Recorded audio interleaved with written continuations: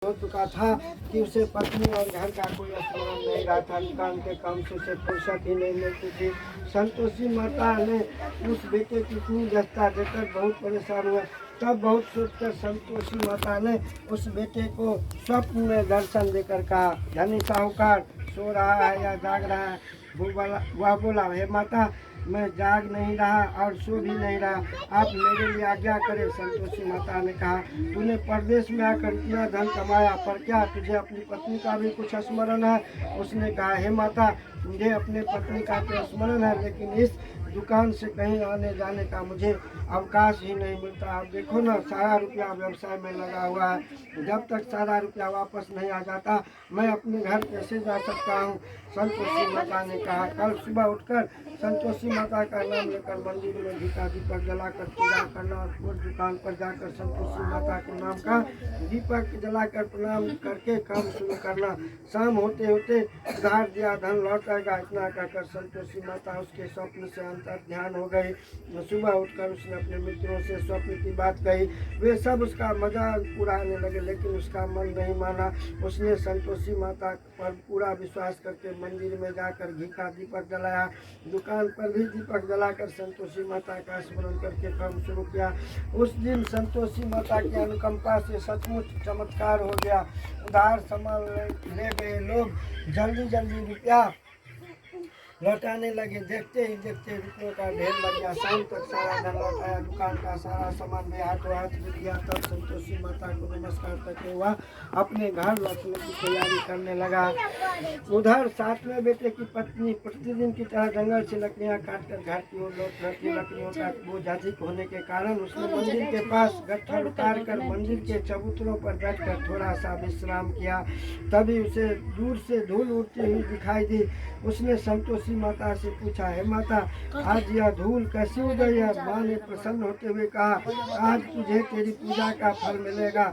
तेरा पति परदेश से लौट रहा है, यह धूल उसके लौटने से उड़ गई है। तू इन लकड़ियों के 3 हिस्से कर, एक हिस्सा नदी के किनारे रख, दूसरा हिस्सा मंदिर में रख दे और तीसरा हिस्सा को सिर पर रखकर घर ले जा।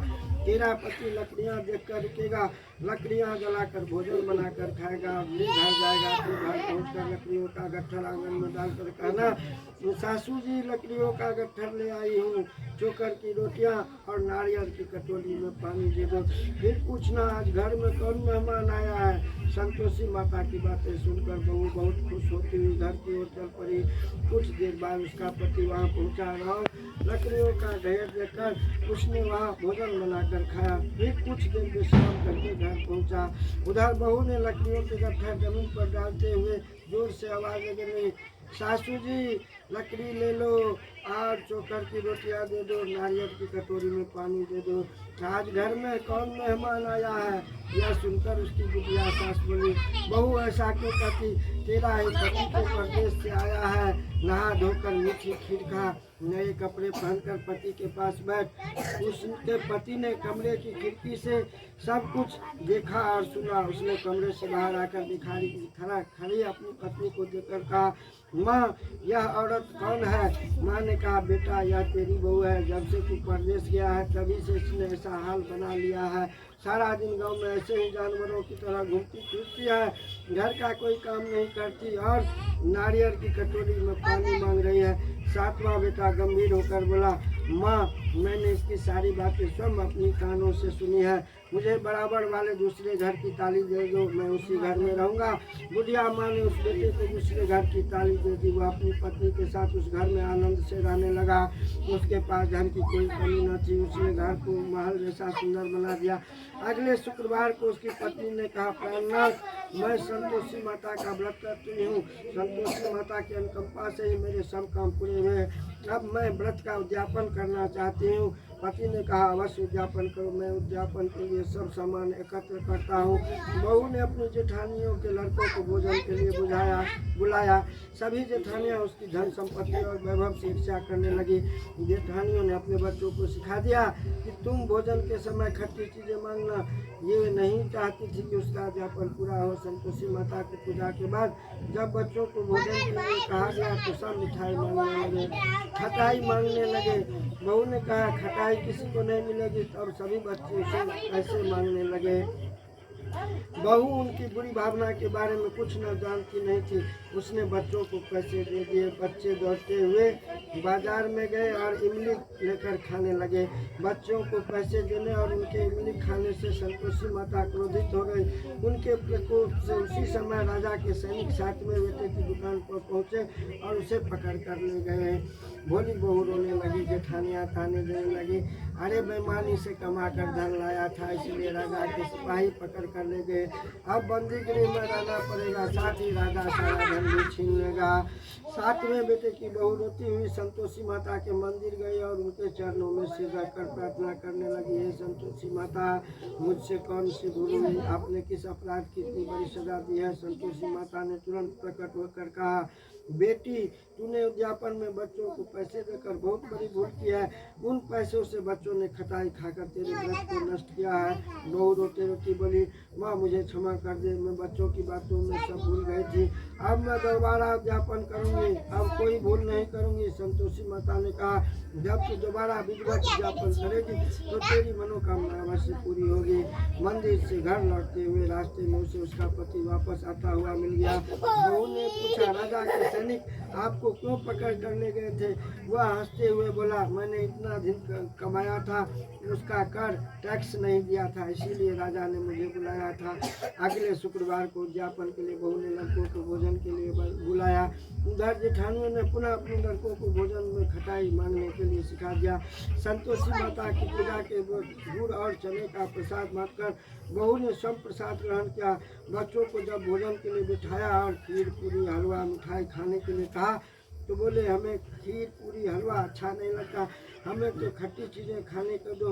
बहू ने कहा, अब किसी को खट्टी चीज़ें खाने को नहीं मिलेगी और मैं तुम्हें पैसे भी नहीं दूंगी। खीर पूरी हलवा खाना, मिठाई खाना, खाओ। बच्चे नहीं मानो तो उसने उन बच्चों को भगाकर ब्राह्मणों को बच्चों को बुलाकर भोजन कराया। दक्षिणा में उन बच्चों को मीठे फल खाने को दिए। उसके उद्यापन से संतोषी माता बहुत प्रसन्न हुई और उनकी अनुकंपा से बहू शीघ्र ही गर्भवती हुई। 10वें महीने में उसने एक सुंदर पुत्र को जन्म दिया। बहू प्रतिदिन पुत्र को लेकर संतोषी माता के मंदिर में जाने लगी। कुछ ही दिनों बाद संतोषी माता ने सोचा, मैंने इसके जीवन में बहुत ही सुख दिए हैं, अब इसकी परीक्षा लेकर देखती हूँ। यह सोचकर संतोषी माता ने एक बुढ़िया का रूप धारण कर और लाठी टेकती बहू के घर पहुँची। बुढ़िया के सारे शरीर पर मक्खियाँ भिड़भिड़ा रही थी। उसे देखकर सभी नाक भौं सिकोड़ने लगे। बुढ़िया ने जाकर दरवाज़ा खटखटाया तो बहू की सास ने दरवाज़ा खोला।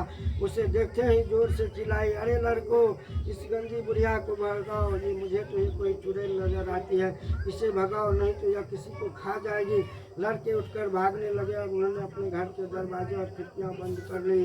छोटी बहू बराबर वाले घर की खिड़की से उस बुढ़िया को देख रही थी। उसने जल्दी से दरवाज़ा खोला और बुढ़िया के पाँव छूकर अपने घर में ले गई। सास ने उसे रुका तो बहू बोली, आज तो बहुत खुशी का दिन है, मेरी संतोषी माता मेरे घर आई है। छोटी बहू का बेटा दूध पीने के लिए रो रहा था। बहू ने उसे दूध भी नहीं पिलाया और संतोषी माता की सेवा में व्यस्त हो गई। बुढ़िया की सास क्रोध से बहू को बुरा भला कहने लगी। बहू बोली, सासू माँ, आज मेरी संतोषी माता मेरे घर आई है, इनका व्रत करने से ही मेरे घर में इतनी खुशियाँ छाई है। इतना सुनते ही सब उस बुढ़िया के पास डरे हुए और उनके पाँव छूकर क्षमा मांगते हुए बोले, माँ हमें क्षमा कर दो, हम आपको पहचानने में बहुत भूल की, हम आपके व्रत की विधि को नहीं जानते। हे माता, अब हम भी आपका व्रत किया करेंगे। उन लोगों की प्रार्थना सुनकर बुढ़िया का रूप धारण किए संतोषी माता प्रसन्न हुए और उन्होंने संतोषी माता को व्रत की विधि बताई। बुढ़िया से व्रत की विधि जानकर संतोषी माता के व्रत करने से उन सब की मनोकामनाएं भी पूरी हुई। उनके घर में धन की वर्षा होने लगी। बुढ़िया के सभी बेटों का व्यवसाय खूब तेजी से चलने लगा। धन संपत्ति के भंडार भरने लगे। संतोषी माता का व्रत करने और व्रत कथा सुनकर गुड़ और चने का प्रसाद खाने वालों की सभी मनोकामनाएं संतोषी माता पूरी करती है। व्यवसाय में दिन दुनी रात चौगुनी तरक्की होती है। निसंतान स्त्रियों को पुत्र की प्राप्ति होती है और संतोषी माता का विधिवत व्रत करने वाली कुंवारी कन्याओं को मनचाहा सुंदर और सुयोग्य वर मिलता है। प्रेम से बोलिए जय संतोषी माता की जय। आरती कराइए बात नहीं करो घी वाला है बना देबै हाँ हाँ हाँ बुच्ची तू आरती है तो बाबू मोबाइल में डाटा छो जय संतोषी माँ का आरती लगाओ